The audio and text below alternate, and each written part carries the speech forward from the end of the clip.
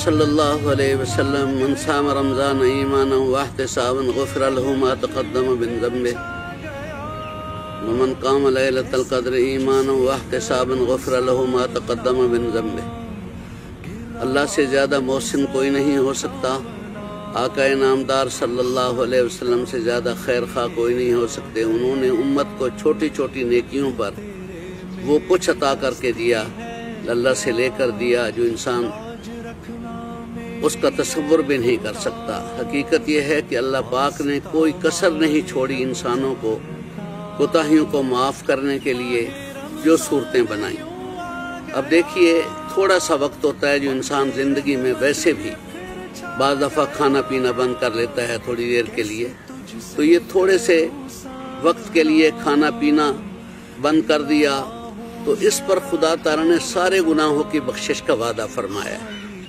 یہاں ایک بڑی عجیب قسم کی کیفیت بزرگوں نے لکھی ہے کہ اللہ جو رسول اللہ صلی اللہ علیہ وسلم جو فرماتے ہیں اللہ کے حوالے سے کہ الصوم لی وانا اجزی بہ، کہیں آتا نا اجزا بہ، روزہ میرے لیے ہوتا ہے اور میں ہی اس کا بدلہ ہوں۔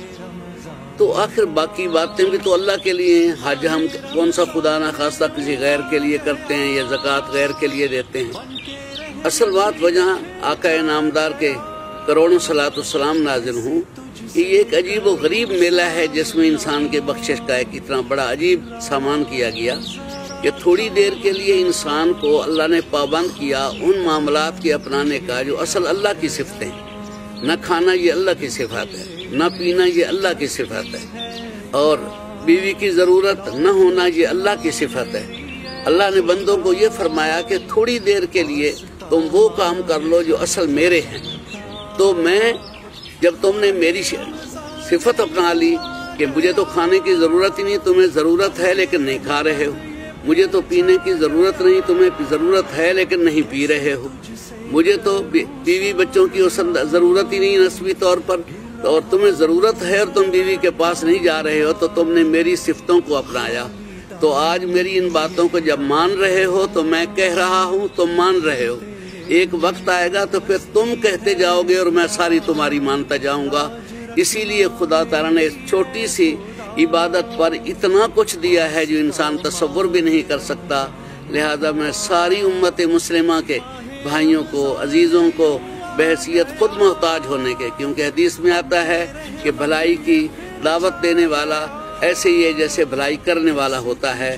تو جب اس رمضان المبارک کی قدر کریں گے مثبت اعتبار سے کہ وہ کام کریں گے، اور منفی اعتبار سے بچنے کے لیے کہ جھوٹ اور جو اللہ تعالیٰ حلال چیزوں سے بھی تھوڑی دیر کے لیے روک رہا ہے تو وہ حرام چیزوں کو کہاں جائز قرار دیتا ہے۔